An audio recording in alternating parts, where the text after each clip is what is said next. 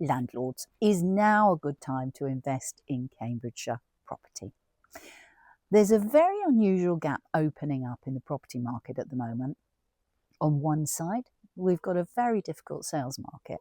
More properties are available and buyers have become increasingly cautious, and some sellers are having to reduce their expectations. On the other side, rents across the Cambridgeshire area have risen substantially over the last 10 years, 54%. So sitting between those two things could be one of the most interesting opportunities we've seen for property investors for quite some time. We're currently seeing individual properties where the purchase price and the realistic achievable rents could produce a gross rental return of between 6 to 7%. That's gross, not net.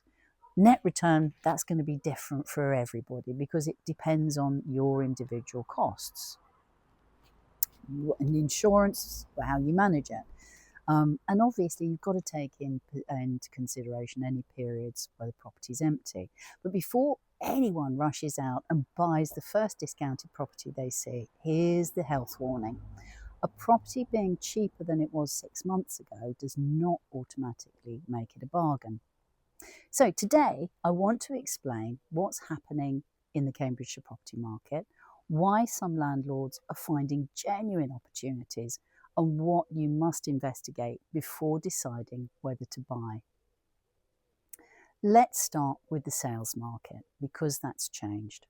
Recent research suggests that a significant proportion of properties placed on the market since the beginning of the year are still waiting for a buyer as at the end of June.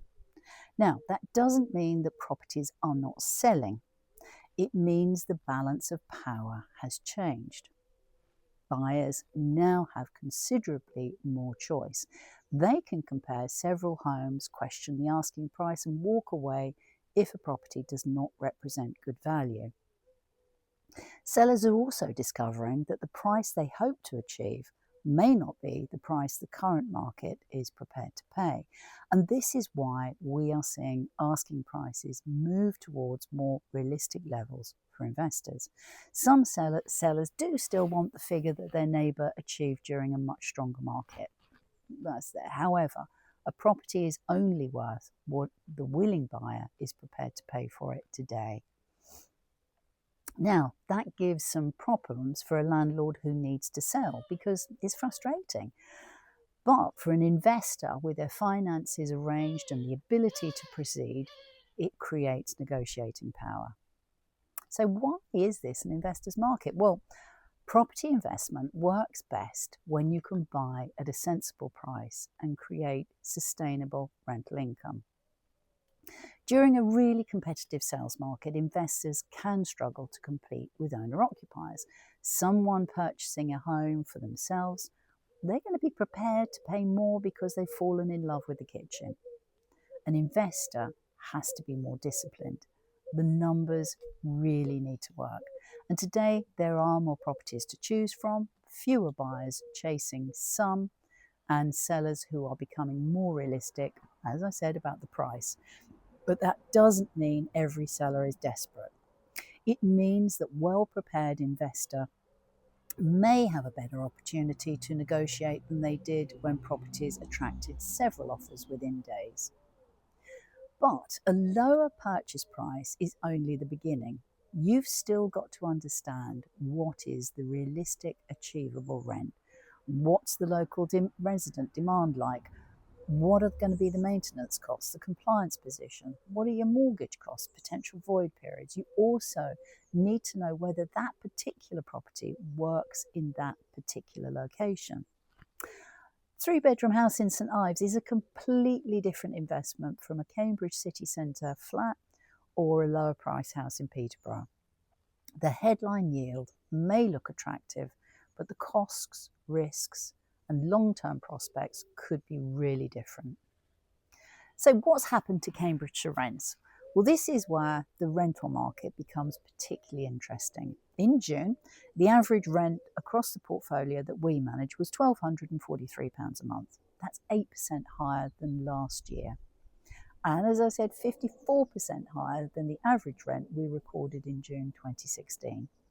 The average 1-bedroom is now achieving $920 a month, average 2, $1,079 a month, and for a 3-bed, property is averaging £1,307 a month. The average time to let is 21 days. So these figures help demonstrate why property investment should be viewed over a long term. A landlord who purchased 10 years ago hasn't simply benefited from what happened to the capital value of the property. Their rental income has also increased as long as they have carried out regular increases. And it doesn't mean that rents will automatically rise by another 54% over the next 10 years. No responsible property professional could make that promise, but it does show why judging an investment on a single month's house price headline can be misleading. Property investment is a combination of rental income, operating costs. So what does a 6% gross return actually mean? Well, that's one of the most important parts of the conversation. Gross rental yield is normally calculated by the annual rent divided by the purchase price and multiplying the result by 100. So, simple example, property costs $260,000, produces rent of $1,300 a month. The annual rent would be $15,600. Divide that by what you bought it by, and the return is 6%. And that's a useful first comparison between potential investments, but gross return is not the amount that you, the investor, will keep. From the rental income, the landlord needs to pay for the cost, your own costs. So you've got to look at repairs and maintenance, gas and electrical safety checks, compliance work, accountancy possibly, service charges, ground rent where applicable, and you've got to take into consideration periods when the property is empty. So some landlords will get a mortgage, some landlords will own the property outright. So some will have substantial borrowing, other properties will be relatively inexpensive to maintain, while others may have large service charges or significant repair requirements. And that's why we can't tell any investor that a property offering a 6% gross return will produce a particular net return without understanding your individual position. Now, at Maxine Lester, we're currently seeing a number of properties where the realistic purchase price and achievable rent could provide a gross return of between 6 to 7%. And that's certainly interesting in the current market. However, each landlord must then calculate the likely net position based on their own costs. Never accept a yield figure in a sales brochure without asking how it's been calculated. Also, the best opportunities at the moment, they're not appearing on Rightmove. Some of the most interesting investments that we've dealt with over the last 2 years never reach the open market because there are landlords who want to sell but prefer not to ask their resident to leave, lose months of rent, prepare the property for viewings and wait through a lengthy sales process. They are choosing to sell directly to another landlord with the resident remaining in place. So this actually can create advantages for everybody involved. The seller can continue to receive rent during the transaction, and the buyer, once they've acquired the property, get rent right from day one. More importantly, the resident avoids the upheaval of being asked to leave simply because the owner wants to release their investment. The transaction is also not dependent on attracting an owner-occupier who requires vacant possession. However, buying with resident in place requires proper due diligence. You need to check the tenancy agreement, the deposit protection, the rent payment history, the property's safety certificates, the compliance records, the condition of the property, the inspection history, the current rent, the potential rent, any existing maintenance issues. A resident in place is only an advantage when the tenancy and the property have been managed correctly historically. In some circumstances, the genuine bargain is not the property with the biggest advertised price reduction. It's the boring, compliant, income-producing property that never appeared on Rightmove in the first place. Now, for a landlord, there is a cost to testing the sales market, particularly with the Renters' Rights Bill coming into place. We've recently seen landlords return their property to the rental market after they failed to sell. Among the cases that we've seen over the last 2 months, landlords have averaged a loss of 9,500 in rent while their properties were unavailable.